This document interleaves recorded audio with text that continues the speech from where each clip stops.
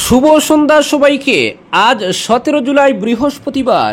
আজকের সন্ধ্যার বিশেষ বিশেষ খবর হলো শিলচরে ট্যাক্স কালেক্টরের উপর হামলা, গুয়াহাটি থেকে গ্রেফতার 2 অভিযুক্ত, গ্যাং হামলা, গুলিতে যারা আইসিইউতে থাকা রোগী, সেনাবাহিনীকে অপমান, মানহানি মামলায় রাহুল গান্ধীর জামিন মঞ্জুর করল লখনৌ আদালত, 26শে বড়খলায় বিজেপি বিধায়ক চাই, সংবর্ধনা অনুষ্ঠানে দলীয় কর্মীদের তাতালেন সাংসদ কনাথপুর কায়স্থ, শিলচরে যৌনাঙ্গ কেটে ফেলার ঘটনা অস্বীকার করলেন রোগী, আজকের যুদ্ধে গতকালের অস্ত্রপাতি দিয়ে জেতা যাবে না, অকপট অনিল চৌহান। 21 জুলাই থেকে শুরু হচ্ছে সংসদের বর্ষাকালীন অধিবেশন। প্রধানমন্ত্রী আবাস যোজনার জিও ট্যাগ নিয়ে রুকনিতে দুর্নীতির অভিযোগ, ক্ষোভে ফুঁসছেন এলাকাবাসী। দেশ জুড়ে বাঙালি হেনস্থার প্রতিবাদে রাজপথে মমতা বন্দ্যোপাধ্যায়, কেন্দ্রকে হুঁশিয়ারি। 2026-এর পরই হিমন্তের জেল যাত্রা, হুঙ্কার রাহুল গান্ধীর। এবং সর্বশেষ খবরটি হল শ্রীভূমি শহরে ইপটিজিংয়ের ঘটনায় আতঙ্ক, প্রশ্নের মুখে মেয়েদের নিরাপত্তা। এবারে শুনুন বিস্তারিত খবর। বিজেপি শাসিত রাজ্যে বাংলায় কথা বললেই হেনস্থার শিকার হচ্ছেন বহু লোক। এর প্রতিবাদে বৃষ্টি মাথায় করে রাস্তায় নামলেন মমতা বন্দ্যোপাধ্যায়, ছিলেন অভিষেক বন্দ্যোপাধ্যায় সহ আরও অনেকে। মিছিল শেষে ডুরিনা ক্রসিংয়ের মঞ্চ থেকে মমতার হুঁশিয়ারি, আরও বাংলায় কথা বলবো, ক্ষমতা থাকলে আমাকে ডিটেনশন ক্যাম্পে রাখুন। মমতার অভিযোগ, 2025 সালের জানুয়ারি মাসে একটি বিজ্ঞপ্তি জারি করা হয়েছে। ওই বিজ্ঞপ্তির প্রসঙ্গে তিনি বলেন, যাকেই সন্দেহ হবে জেলে নিয়ে 1 মাস রেখে দিতে পারো, বিনা বিচারে 1 মাস রেখে দেবেন, এটা কি? এ তো জরুরি অবস্থার থেকেও বেশি। ইন্দিরা গান্ধীকে গালাগাল দিয়ে সুপার ইমার্জেন্সি ডে পালন করলেন, তাহলে আপনারা কি করছেন? এ তো জরুরি অবস্থার থেকেও বেশি কিছু অবৈধভাবে আইন করেছে, যে আইনের মানে বুঝে না। ভারত সরকার লুকিয়ে নোটিফিকেশন দিয়েছে, কেন্দ্রের বিজ্ঞপ্তিকে আমরা চ্যালেঞ্জ করব। মমতার হুঁশিয়ারি, আমি বাংলায় কাজ করি, বাংলার লোকে আমাকে বেছে নিয়েছেন, আমাকে বাংলায় কাজ করতে দিন। বাংলায় আমার সমস্যা করলে আমি গোটা ভারতে ঘুরব, আমাকে আপনারা আটকে রাখতে পারবেন না। আমি দেখব কতগুলি ডিটেনশন ক্যাম্পে আমাকে নিয়ে যেতে পারেন, সেখানে গিয়েও আমি বাংলাতেই কথা বলবো। বাংলার লোকেদের ডিটেনশন ক্যাম্পে রাখলে বাংলার মানুষও বিজেপিকে নির্বাচনের মাধ্যমে রাজনৈতিকভাবে ডিটেনশন ক্যাম্পে রাখবে। বিজেপি জেনে রাখো, খেলা হবে, তৈরি থাকো। তিনি আরও বলেন, আমি বিহারে শুনেছি 30.5 লক্ষ ভোটারের নাম বাদ গিয়েছে।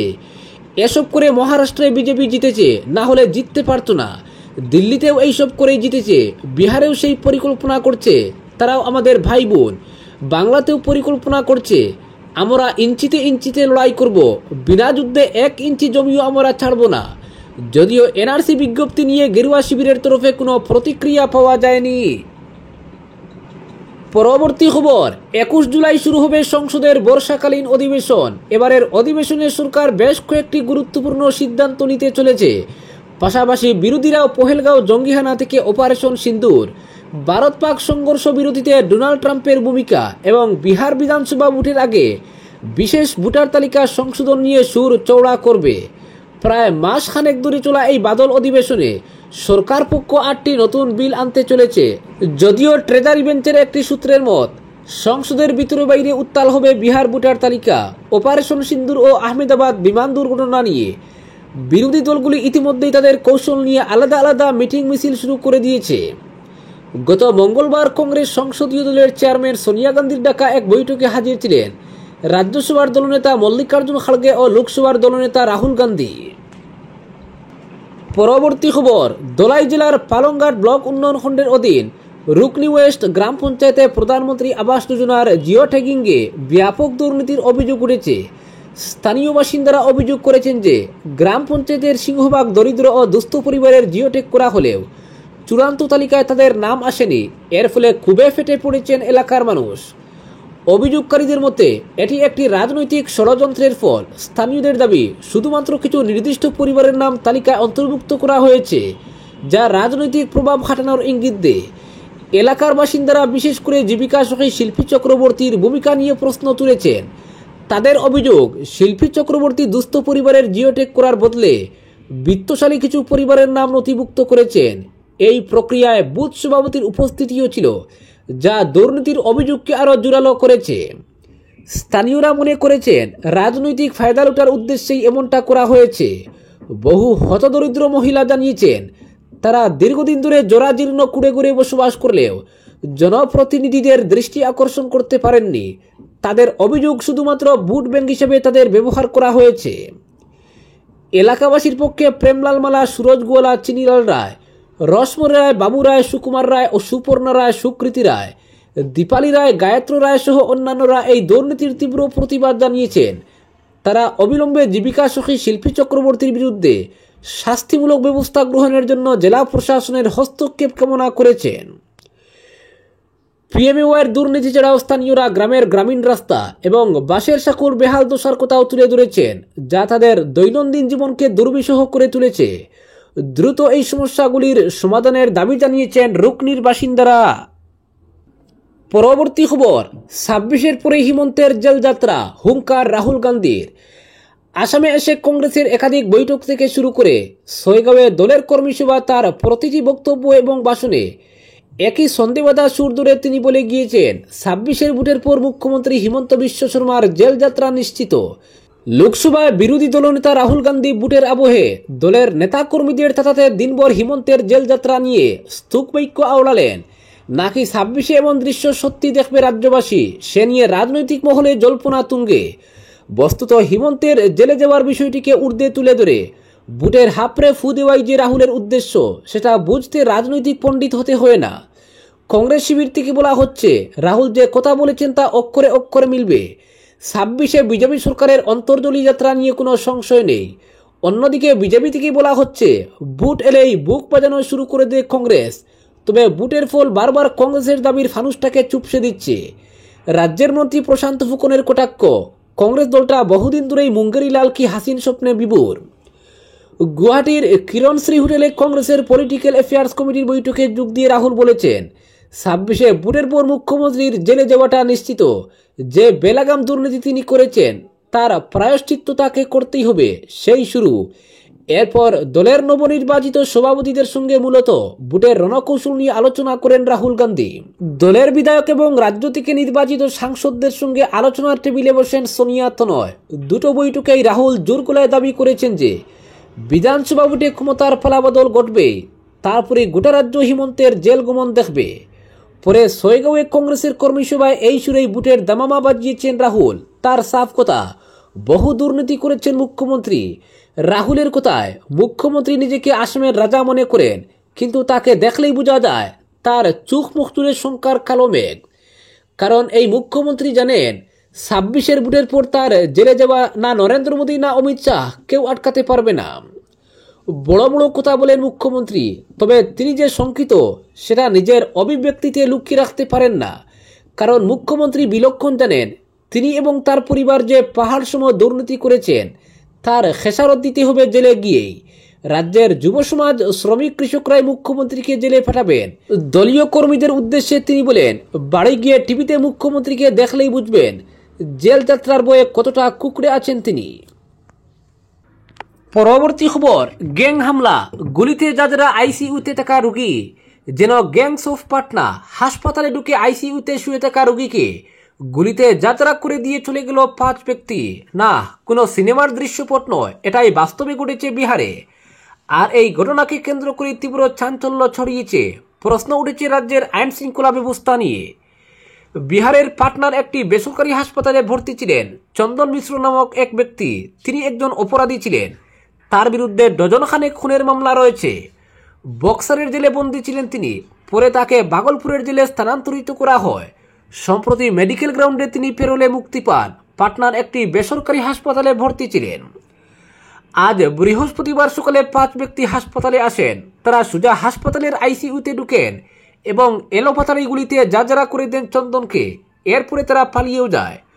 পুলিশের তরফে জানানো হয়েছে প্রাথমিক তদন্তে অনুমান প্রতিপক্ষ কোনো গ্যাং এই হামলা চালিয়েছে।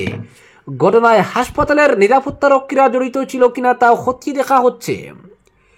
এদিকে এই ঘটনায় আরো একবার বিহারের আইন শৃঙ্খলা পরিস্থিতি নিয়ে প্রশ্ন উঠেছে। বিগত কয়েক সপ্তাহ ধরেই বিহারে পরপর একাধিক খুনের ঘটনা ঘটেছে, যেখানে বিজেপি নেতা থেকে আইনজীবী ব্যবসায়ী খুন হয়েছে। বিরোধী দল আরজেডির নেতা তেজস্বী যাদব এই বিষয়ে বলেন, হাসপাতালের আইসিইউর ভিতরে ঢুকে খুন করা হচ্ছে, বিহারে কি কেউ কোথাও সুরক্ষিত? পুলিশের তরফে জানানো হয়েছে, প্রাথমিক তদন্তে অনুমান প্রতিপক্ষ কোনো গ্যাং এই হামলা চালিয়েছে। ঘটনায় হাসপাতালের নিরাপত্তারক্ষীরা জড়িত ছিল কিনা তাও খতিয়ে দেখা হচ্ছে। পরবর্তী খবর, ট্যাক্স কালেক্টরের উপর হামলা, গুয়াহাটি থেকে গ্রেফতার 2 অভিযুক্ত। সুনাইবাজারের ট্যাক্স কালেক্টরের উপর হামলায় জড়িত 2 অভিযুক্তকে গুয়াহাটি থেকে গ্রেফতার করল পুলিশ। ঘটনার মাস দিন পর বুধবার রাতে গুয়াহাটি থেকে মূল অভিযুক্ত পিঙ্কু লস্কর ও তার ভাই রিঙ্কু লস্করকে গ্রেফতার করতে সক্ষম হয় পুলিশ। ফেরার আরও 5 অভিযুক্তকে পাকড়াও করতে পুলিশ সাঁড়াশি অভিযান অব্যাহত রেখেছে বলে জানা যায়। উল্লেখ্য, গত 12 জুন রাত আনুমানিক 10:30 নাগাদ সুনাইবাজারের ট্যাক্স কালেক্টরের উপর দলবদ্ধভাবে প্রাণঘাতী হামলা চালায় দুষ্কৃতীরা। এরপর উত্তপ্ত হয়ে ওঠে সুনাইবাজার। এতে গুরুতরভাবে জখম হওয়া সুনাই পৌরসভার নিয়োজিত বাজারের তুলা আদায়কারী কালাম শেখকে রক্তাক্ত অবস্থায় শিলচর মেডিকেল কলেজ ও হাসপাতালে ভর্তি করা হয়। অস্ত্রের আঘাতে শারীরিক অবস্থা আরও অবনতি হওয়ায় গুয়াহাটি মেডিকেল কলেজ ও হাসপাতালে স্থানান্তর করেন নিকটাত্মীয়রা। ঘটনার পর কালামের স্ত্রী সুনাই থানায় মামলা দায়ের করেন। পুলিশ তদন্ত নেমে অভিযুক্তদের গ্রেফতার করতে তীব্র অভিযান শুরু করে এবং সফল হয়। পরবর্তী খবর, আজকের যুদ্ধ গতকালের অস্ত্রপাতি দিয়ে জেতা যাবে না, অকপট অনিল চৌহান। ভারতের প্রতিরক্ষা ব্যবস্থার দ্রুত আধুনিকীকরণ জরুরি।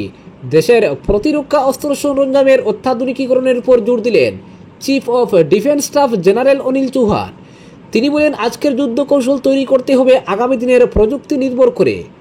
রদ্দি অস্ত্রপাতি পুরনো দিনের সমরসজ্জা দিয়ে তা প্রতিরোধ করা যায় না।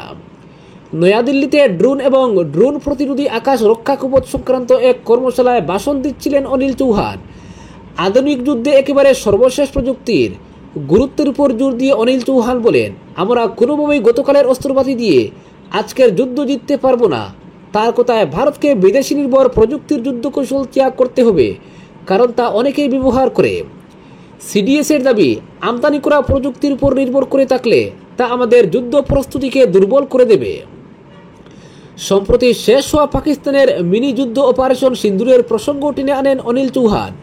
প্রতিরক্ষা বাহিনীর সর্বাধ্যক্ষ বলেন, পাকিস্তান ড্রোন এবং সমস্ত রকমের প্রচলিত অস্ত্রপাতি ব্যবহার করেছিল, যার প্রত্যেকটিকে আমরা নিষ্ক্রিয় করেছি তৎপরতার সঙ্গে। পরবর্তী খবর, যৌনাঙ্গ কেটে ফেলার ঘটনা অস্বীকার করলেন রোগী। যৌনাঙ্গ কেটে ফেলার অভিযোগ থেকে সরে দাঁড়ালেন জিরিবামের রোগী আতিকুর রহমান। গত 1 জুলাই শিলচরের RE হাসপাতালের সার্জন ডক্টর ইডেন সিনহার বিরুদ্ধে বায়োপসির নামে যৌনাঙ্গ কেটে ফেলার অভিযোগ তুলেন। আসলে এমন কোনো ঘটনা ঘটেনি বলে জানিয়েছেন আতিকুর। গুঙ্গুরফাড়িতে তিনি একটি FIR দায়ের করেছিলেন। FIR-এ আতিকুর RE হাসপাতালে তার চিকিৎসা এবং অপারেশনের কথা উল্লেখ করেন। পরে আতিকুর রহমান একটি ভিডিও প্রকাশ করে বলেন, ভুল বুঝাবুঝির শিকার হয়ে এই অভিযোগ ও মামলা করেছিলেন। তিনি আরও জানান, চিকিৎসা এবং অপারেশনে ডক্টর ইডেন সিনহার কোনো অবহেলা ছিল না। মূলত আতিকুরের মূত্রনালীতে ক্যান্সার ছিল, তাই ডাক্তার চিকিৎসার যে পদ্ধতি গ্রহণ করেন তা তার জীবন রক্ষা এবং তার মূত্রনালীর সমস্যা থেকে মুক্তি দেওয়ার জন্য। তাছাড়া চিকিৎসা এবং অস্ত্রোপচার তার এবং তার পরিবারের সদস্যদের সম্পূর্ণ সম্মতিতে করা হয়েছিল। চিকিৎসার আনুষঙ্গিক নিয়মাবলী যথাযথভাবে অনুসরণ করা হয়েছিল বলে জানিয়েছেন আতিকুর। পরবর্তী খবর, শ্রীভূমি শহরে বাড়ছে ইপটিজিংয়ের ঘটনা, এতে আইন শৃঙ্খলা ব্যবস্থা প্রশ্নচিহ্নের মুখে। শ্রীভূমিতে প্রায় প্রতিদিন একটা না একটা ঘটনা ঘটছে। আজ জেলা সদর থানার এক মহিলা অভিযোগ করেন, বিগত কিছুদিন থেকে রাতের অন্ধকারে জনশূন্য এলাকায় নেশাগ্রস্ত কিছু লোকের তাণ্ডবে মহিলারা নিরাপত্তাহীনতায় ভুগছেন। অনেকে নেশার বিষয়টা গুলিয়ে এড়িয়ে যাচ্ছেন, ফলে তাদের দৌরাত্ম্য দিন দিন বৃদ্ধি পাচ্ছে। মহিলার অভিযোগ, ব্যক্তিগত শিক্ষকের বাড়ি থেকে মেয়েকে আনতে গিয়ে টুকটুকে যাচ্ছিলেন। তখন নির্জন জায়গায় টুকটুকের সামনে অশালীন ব্যবহার করতে চাইলেও টুকটুক চালকের সাবধানতায় ওই স্থান থেকে সরে আসায় কোনো বিপদ ঘটেনি। তবে তিনি অনেকের সঙ্গে আলোচনা করেছেন। প্রায় সবাই এমন অভিজ্ঞতার কথা বলতে শোনা যায়। শহরের নানা স্থানে অজ্ঞাত পরিচয় কিছু লোক গাড়ি নিয়ে বা বাইকে এসে নারীদের সঙ্গে অশালীন আচরণ করছে। যদি পুলিশ শক্ত হাতে তাদের বিরুদ্ধে ব্যবস্থা না নেয়, তাহলে যে কোনো সময় বড় ধরনের অঘটন ঘটতে পারে। এদিকে শ্রীভূমি শহরে চুরির ঘটনা বেড়ে যাওয়ায় উৎকণ্ঠা ছড়িয়েছে নাগরিকদের মধ্যে। মঙ্গলবার রাতে শহরের অন্যতম সুরক্ষিত এলাকা জেলা কমিশনারের বাসভবনের সংলগ্ন পুরনো মিশন রোডে ঘটে গেল এক চুরির ঘটনা।